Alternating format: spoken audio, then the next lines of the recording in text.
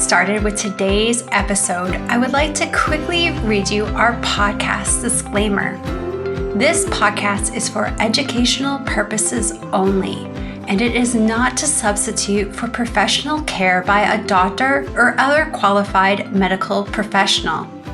You should always speak with your physician or other healthcare professionals before doing any fasting, changing your diet in any way, taking or adjusting any medications or supplements, or adopting any treatment plan for a health problem. The use of any other products or services purchased by you as a result of this podcast does not create a healthcare provider-patient relationship between you and any of the experts affiliated with this podcast. Any information and statements regarding dietary supplements have not been evaluated by the Food and Drug Administration and are not intended to diagnose, treat, cure, or prevent any disease. All right, and now we'll get started with today's episode. Welcome, everyone. I'm Lisa Chance. I'm a fasting coach here at TFM, and we are here today with our very own Dr. Jason Fung for our monthly Q&A. And a warm welcome to our podcast listeners who will be able to listen to this Q&A with Dr. Fung a few weeks after our community members. This is a monthly Q&A with Dr. Fung where he answers questions submitted by our TFM community members. And since it's recorded, it may be found underneath our programs section under past webinar Q&As in our TFM community. And just a reminder to you that he cannot give out personalized or medical advice, but your fasting and nutritional questions, he's happy to answer. So good morning, Dr. Fung. Good to see you. Good morning. We're going to start right off here with a question about the dawn effect or the dawn phenomenon. This person says, if one is glucose sensitive, not insulin resistant, and has a hemoglobin A1C under 5, would they still have the dawn effect happen? If they did, what would the dawn effect bump up in glucose possibly be? Yeah, so the dawn effect actually happens in everybody. It's just that the effect is usually quite small. You usually see a little bit more if you are insulin resistant, but even if you're not, it happens in everybody. So the idea is that as your body gets ready for the day ahead, it sort of senses that. So at around 5 a.m., 4 a.m. or 5 a.m., just before sunup, the body has a normal circadian rhythm. So certain hormones just spike up at that time. And those hormones sort of push some glucose out into the blood to get you ready for the day ahead. So this is natural. It's normal. Everybody has it. In most people, it's a very, very small bump up in blood glucose. So it's really hard to discern from the usual sort of up and down fluctuations of every day. But when you measure enough people or you measure over enough time, it's actually a normal phenomenon in everybody. So, because it's in everybody, some people will have known and some people probably will have more. But the main thing is that it's normal and it's natural. You shouldn't see much of a rise in blood glucose. So using the sort of Canadian units, millimoles per liter, you might see 0.1, 0.2, so you might go from say 5.0 to 5.2. So relatively small, almost indistinguishable, but I'm sure it happens that some people get a big rise because you're more sensitive to the cortisol, for example, growth hormone. Those are some of the hormones that sort of spike up in the morning and then go down to very low levels. And that's natural. So this is why you don't necessarily have to eat breakfast, because breakfast is always promoted as saying, oh, you have to fuel up for the day ahead. But your body has actually done that for you. You've got glucose stored, so it's already pushed it out in the system for you. And if you don't eat breakfast, your body's going to figure that out. So I was watching a program the other night, and they're talking about this, and they're talking about how in the 50s, I think, they had come up with this slogan, breakfast being the most important meal of the day, because they were trying to sell all their excess cereal. It was after the World War II. They had too many grape nuts, I think they had. So they came up with this thing. Because I think a lot of people don't get hungry in the morning. So they, in the 50s, they were just skipping breakfast. But because they had this huge surplus, they had this big promotional campaign to make breakfast indispensable so that you would never even think about not eating it. But the truth is that your body is much smarter than we give it credit for most of the time. And if you don't eat breakfast, your body has already pushed out that glucose. So it's normal. So with the lower hemoglobin A1C, like 5.6 to 5, it's really going to be more dependent upon your cortisol than it is your hemoglobin A1C, how much you spike on the dawn phenomenon in the morning. Yeah, the A1C is just a 3-month average of your blood glucose. So it takes that already into account. But if you have type 2 diabetes, or if you have insulin resistance, if you see a higher A1C, your body is essentially storing more sugar. So therefore, it may push out a bit more sugar. So you may see a higher spike in that glucose. But even in normal people, completely normal people, you will see a little bit of a spike. Great, thank you. This person says, I have a smart scale. In addition to weight, it does metabolic rate, body fat percent, etc.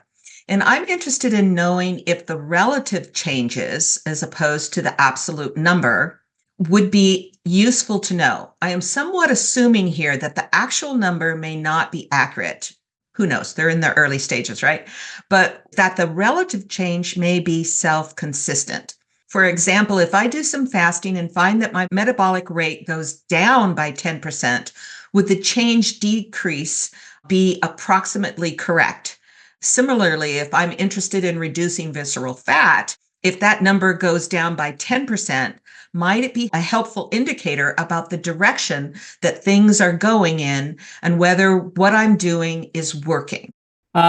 Those measurements are not super accurate, and they do change. So the ones I think you're talking about is the ones, a scale you sort of step on with your bare feet, and it measures the electrical impedance. Basically, it shoots an electric current through the body, which is supposed to, it tells you percent body water, which then they use that to calculate sort of body fat percentage.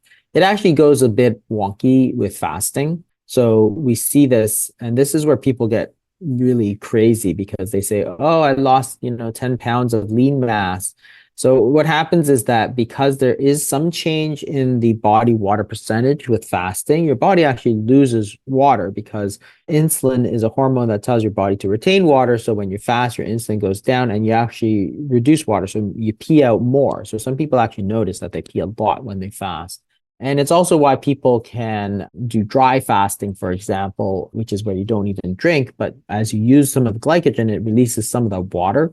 So therefore, you don't necessarily need it. But, losing that water sort of winds up playing havoc with that scale measurement. So what happens is a lot of people, when they do sort of extended fast, sort of like 3-4 days, what they find is that they get this massive drop in lean mass. So then they worry, they're like, oh my God, I'm losing muscle. You see it all over the place. Like even so-called experts, they don't understand that there was a study, and I have to write about it because I get asked this quite a lot. But what happens is you do a 3 or 4 day fast, you lose like 10 pounds of lean mass or muscle is what the scale says. And they say, oh my God, that's terrible. And so you see all these experts and so on saying it causes lean mass loss and muscle loss, but it doesn't, because what happens is that the minute you eat, so if you're to measure it, you get this sort of 10-pound loss of muscle. And then within a day of eating, you gain 10 pounds of muscle. It's like, well, do you really think that the body lost 10 pounds of muscle? And then without exercising, you gain 10 pounds of muscle for no reason other than you ate? Like, I don't think so. It'd be great if it happened, but it's not. It's actually just the problem with the body water. So during fasting, you can see a little bit of odd stuff going on. So it's not completely accurate. If you're on a relatively stable schedule, then you're right. Then you can use the, to indicate not the absolute number, but the trend. Like, is it going in the right direction? What I usually tell my clients is look at the trends on your eating days after an eating day and look at your trend after a fasting day. Separate those two bits of data because of that, the way you lose water. That's your better bet, I think, personally. Interesting question here. What's your take on kombucha? Kombucha, I mean, if you like it, it's great. So it's essentially a fermented drink, and there's a lot of benefits to fermented foods. Mostly people talk about the microbiota and so on because it's like vinegar too. It's got this sort of great variety of probiotics that go with it. So some people really like it. Some people like the taste, some people like it. Does it help for weight loss? There is a small effect of fermented foods, and we talked about this in terms of carbohydrate metabolism. Fermented foods like kimchi and all that sort of stuff, kimchi and sauerkraut and so on, has acid, and the acid can help reduce the speed of absorption of carbohydrates. So if you look at you can take somebody and have them eat white bread, and you'll see that there's a huge spike of glucose. If you take white bread with some vinegar, for example, it will significantly lower that spike of glucose. And it's because the acid in the food can actually neutralize some of the salivary amylases. So amylase is the hormone that breaks down the carbohydrate. So when you eat bread, the saliva has amylases that start breaking it down right away, so that by the time it gets down, it's just glucose. So it's this massive spike of glucose that hits your bloodstream all at the same time, gives you this big spike.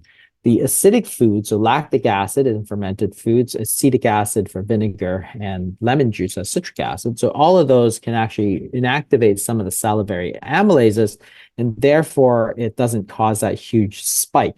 It sort of turns the fast carbs into a little bit slower digestion. You don't absorb as much, and therefore you handle it a lot better. The total insulin effect goes down. So that's why it's beneficial. So kombucha is the same. It's got some of that sort of fermented, and also may help with the gut microbiome and all that sort of thing. So I don't think it's a huge effect, but some people, it may really be beneficial. Thanks. All right. This person has a question about a book that they read called The 1 Minute Cure: The Secret to Healing Virtually All Diseases.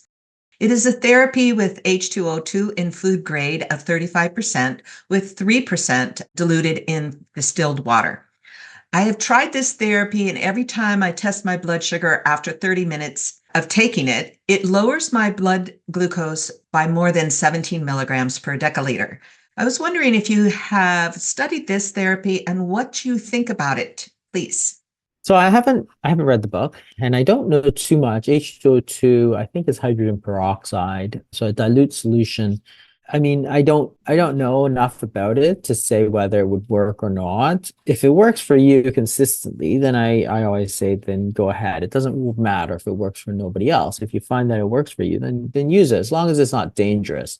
It potentially could have an effect. I mean, hydrogen peroxide, again, could have effects in terms of activating or deactivating enzymes like we just talked about with amylase and so on. So it potentially could have some benefit. I just don't know that there's a lot of research about it. I'd have to take a closer look at it, but I haven't heard too much about it. So my best advice would be to say that, hey, if it works for you, and it's not, it's a fairly dilute solution, so I don't think it would be dangerous, then use it. And then if there's more studies, then I can recommend it sort of with more confidence.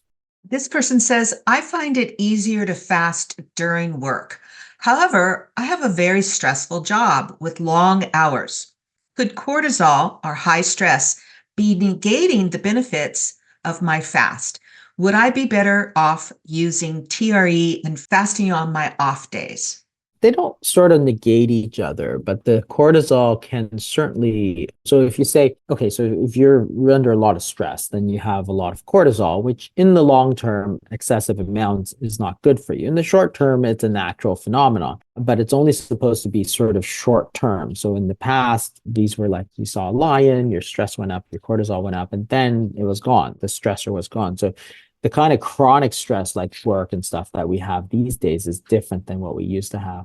So cortisol and insulin are two different hormone systems. They respond differently. So if you take cortisol and you're fasting, it's not that one negates the other. It's, obviously one is good and one is bad, right? Lowering insulin is good, but high cortisol is bad.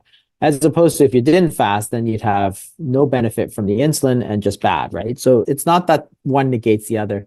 You can experiment and try and see if it works differently, because certainly there's a lot of other things that happen. So there's people have stress eating, for example. So if you're fasting during a period of stress, that might be better, because if you started eating, you might be eating all the wrong things, right? So people under stress will, they'll grab some chips, or they'll go and get a muffin, or, whatever is available. So the fasting might actually be beneficial from that standpoint, in that it's going to put at least some barrier between you and sort of food you wouldn't you shouldn't be eating, right? But you have to sort of experiment a little bit. If it doesn't make any difference, then sure, go ahead. But one isn't negating the other. It's just that there's two separate things. And you've got sort of one good thing for your weight in terms of the insulin, one bad thing in terms of stress, as opposed to sort of if you didn't fast, then you just wouldn't get the benefit at all. This question is about this month's group challenge, fasting and dairy. Always questions about dairy. So this month's group challenge is giving up your vices. And Megan's first video discussed A2 dairy. And they want to know what your take is on this. What is the appropriate amount of A2 dairy each day? Should it be between 1 and 2 ounces? Some say up to 4 ounces or less. I know Coach Nadia says sparingly, but they're not clear on what that means when it comes to sheep, goat, or A2 dairy. Does it make a difference? And do you think it matters what kind of dairy it is? Is it still all insulinogenic? Dairy is a very interesting topic because it's a bit varied. There's sort of good and bad about it in that there is a lot of lactose generally in dairy because that's the main sugar, but it's not glucose. So therefore it doesn't cause the blood glucose to rise. It has the same effect on the insulin. So there are a few studies that show that taking dairy and cheese particularly may actually protect against things like type 2 diabetes. So there's sort of varied responses. I think that some people do get into trouble with dairy, and a lot of people just tolerate it okay. Keeping in mind that you really get into problems when you sort of go overboard on it, right? Most of us don't drink a lot of milk. I mean, if you look at milk consumption over the last 50 years, it's really dropped off considerably in both children and adults. And so the only other dairy that people tend to get a lot of is cheese, but cheese is kind of expensive, so it's often hard to get that much cheese. Certain places do, like Denmark and so on, and they don't. If you look at the cuisine there, we have some family in Denmark, and they eat like cheese like all the time. Like they constantly always have cheese brought out sort of at every meal. So they eat a lot, and they're not particularly suffering with that. So it's sort of a mixed bag to me, dairy. I think in some people it can be very difficult because a lot of people don't tolerate it very well. But, if you eat a lot of it, then that you can be in problems. But most people, it's probably a sort of a neutral sort of food. But again, this is where it's important to sort of see for yourself. So the only way to know if you're doing better with it or without it is to take it away. You take it away, and if you notice that you're doing much better, then great, because everybody's so different, right? It's like, this is where people get into trouble because somebody will say, oh, I gave up dairy, did so much better. Therefore, it must work for everybody. No, it only means it worked for you. Right? It's like if somebody else gave up dairy, they may do worse. And it's okay. That's okay. They're different people. So it doesn't mean that what happened for one person necessarily is going to be beneficial for the next person. You see this in studies all the time where you do a low carb diet, and most people lose a bit of weight, but some people lose a lot of weight. And there are people who gain weight, but it's the same diet, right? It's because people react differently to it. And that's okay. But it means you have to be a little bit trial and error and figure out what works for you. Dairy is that way. A lot of things are going to be that way because when you take the average and say, okay, on average, dairy is sort of neutral to slightly good, that doesn't mean that it's necessarily good for you. So that's why it's important to do these challenges, because if you don't challenge yourself, you never find out. So I fully encourage people to really see what they feel, how they feel, if they notice anything. Because if you don't notice any benefits, significant benefits, then why give it up? Then stay on it. It may be fine for you. All right. This one says, I have asked all the TFM coaches and tried their suggestions. Specifically, I've tried small doses of fine salt, rock salt, different brands of salt, unflavored, LMNT, olive brine, pickle juice, diluted salt water, and recently salt capsules that I make on my own. And yet, without fail, I ended up feeling nauseous from the salt shortly after taking it. Is there anything else that I can do to quench the nausea? Do some people just not need the salt? Have some sort of potential medical reasons why salt may make them physically nauseous? Are there other alternatives that I haven't tried yet? I don't think so. So you don't necessarily need the salt. I mean, the salt is because, when you fast, you're not taking anything other than, say, water or tea and that sort of thing. You don't usually put salt in there. So the transition from going to sort of a normal salt diet to fasting, which is almost zero salt, can be a lot. And that's some people get dizzy and, they have different symptoms. So salt is often beneficial. If it makes you nauseated, then of course, then don't do it. But then the way to get salt would be either through taking something that you can put salt in. So usually something like soups or clear broth or something. Like you could do a vegetable broth, for example. Like, yes, it's not a total fast, but there's not much else other than the flavors. But then when you put the salt in, it's not weird, right? It's just soup or broth.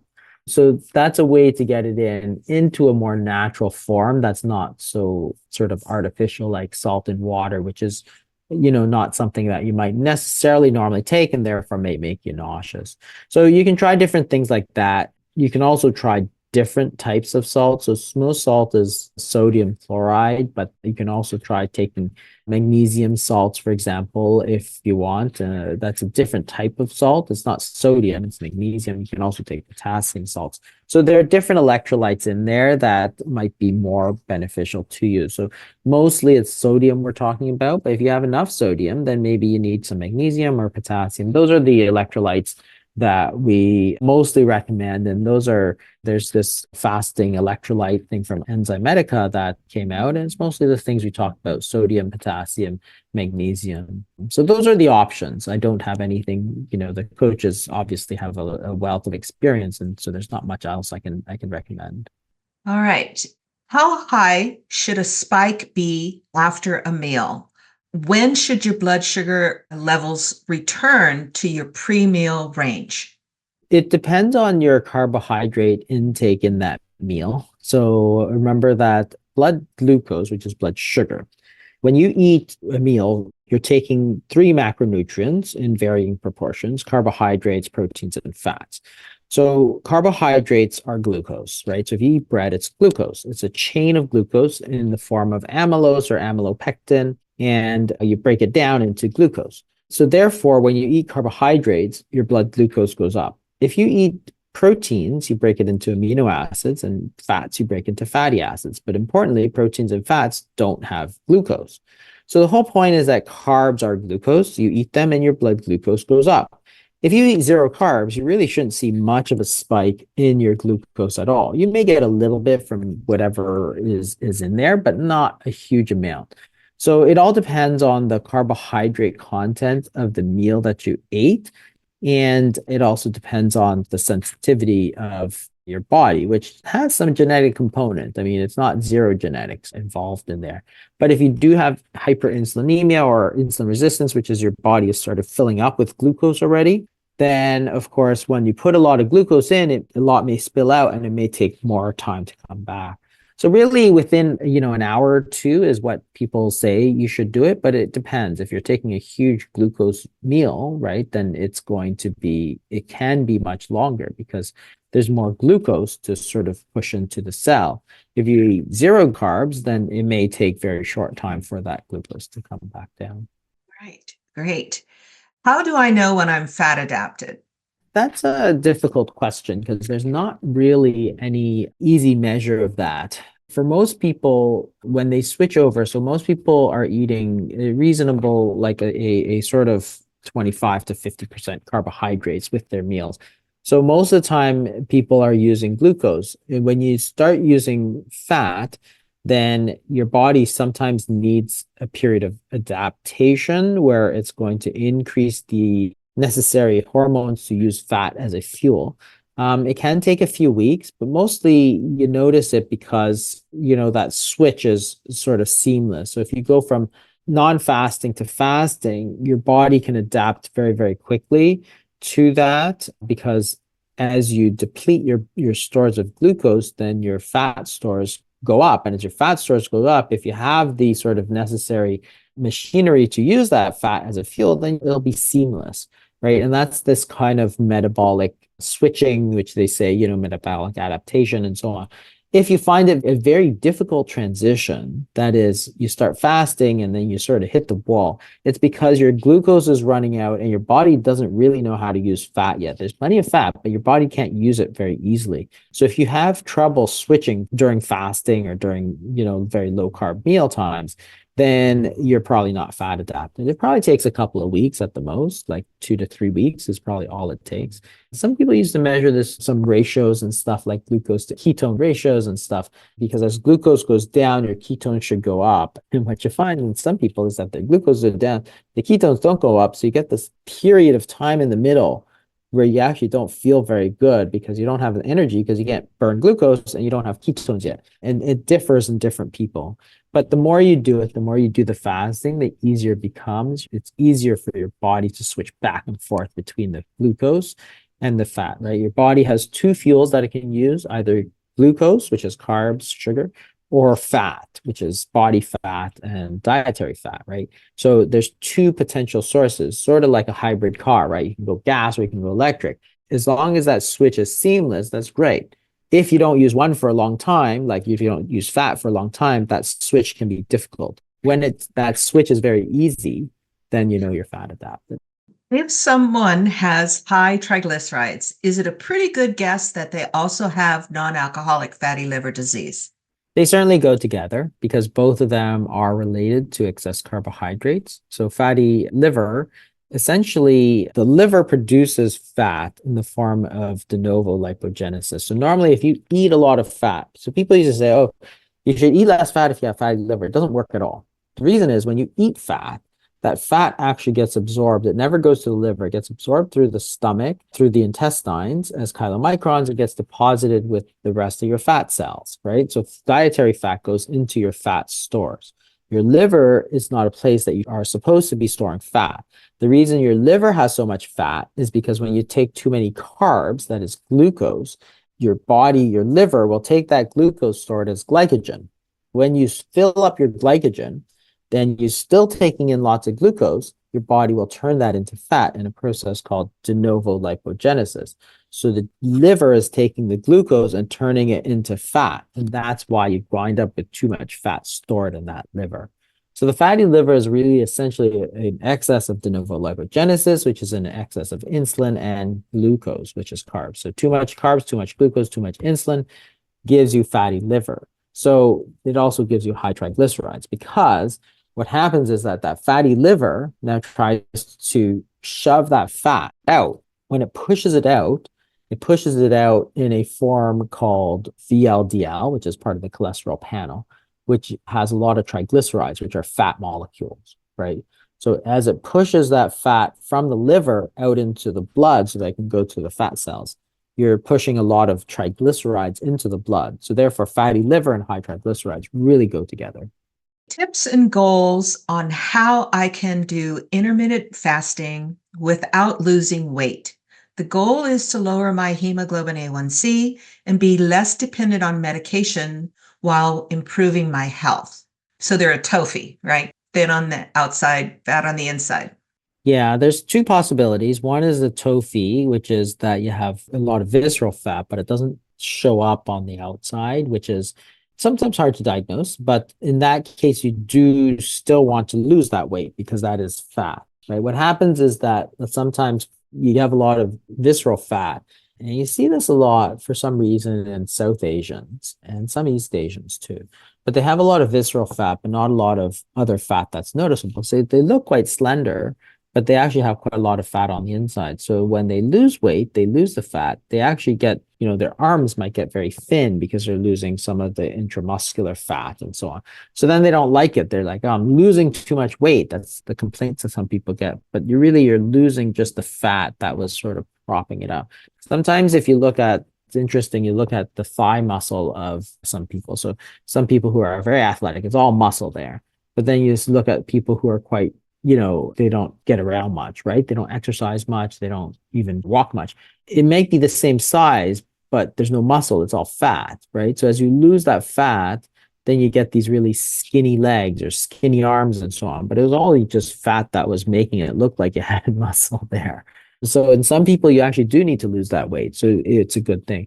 The other possibility is that you have with the A1C is called LADA, LADA, or latent autoimmune disease in adults, where it's actually more of a type 1 type diabetes, so lack of insulin, not excess insulin in adults. It's more common these days, and you can often diagnose it by looking at the fasting insulin, fasting C-peptide, and it actually should be in people who have high A1Cs should be high. The fasting insulin tends to be low. If you follow them over years, which I've done in clinic, their insulin levels sort of go down and down and down. And that's a clue that they actually should have LADA and not type 2 diabetes. It's a different, it's a totally opposite because it's too little insulin, not too much insulin, and therefore giving some insulin back is not necessarily a bad thing. But that's the people you get who are very thin and have diabetes, but because they developed it as adults, they get called type 2, when in fact they're more of a type 1. Interesting. This person says, I'm a lifetime vegetarian and always have eaten very clean food, whole food. I've been fasting since 1979, but it's not too easy for me. I easily fast for weeks, change up the fasting protocol, etc., but the pounds just do not budge. How can I use fasting to drop this weight? You have to look at some of the other factors. I mean, if you're using a lot of fasting and that's not the problem, then you have to look at the foods that you're eating. Perhaps you're not right, but you also have to look at some of the other things, which is like the sleep, the stress, that kind of thing, because, that can also play a big role. So we mostly talk about fasting because it lowers insulin, and that's the main problem for a lot of people. But there are people who have, say, chronic pain syndromes and so on, who their problem is excess cortisol. Excess cortisol can make you gain weight too. We know that because when we give people synthetic type of cortisol, prednisone, they gain weight. That's what happens. So if the excess cortisol is a problem, then dropping your insulin is not going to be a good solution because you're sort of dealing with the wrong thing. If your sleep is disturbed or if you're working night shifts and so on, then it's an extra problem because it's, people tend to eat more at night and so on. But you've also got the cortisol issue because your sleep schedule is sort of all messed up. So if it's not working for you, then you have to look at some of these other issues, like what are the foods that you're eating? Maybe the foods you're not reacting to well, right? And this is the same thing, that just because it works for some people or even most people doesn't mean it necessarily works for you, right? And this is where people sometimes say, oh, I added back this, like carbs, and I did way better. It's like, well, if you do better, then you should do it. Just because it works for most people doesn't mean it works for everybody. And maybe you do have to experiment a little bit in terms of the foods that you're eating that are going to have a better effect for you. And then those other things, the sleep, the stress, the exercise, like they're all components. The diet is going to be the biggest component of it, but for some people, it may be other things. Yeah. So just to kind of ask, adrenal fatigue, I'll put quotes around that. Somebody that has that, it's good to move their meals earlier in the day so that they're tamping down that cortisol response. True? Earlier in the day is generally better anyway. So if you take people and you look at the insulin response, so insulin drives a lot of the weight gain. So if you take the same meal in the morning versus at night, you actually get much more insulin effect at nighttime. So it generally is better to take it earlier in the day.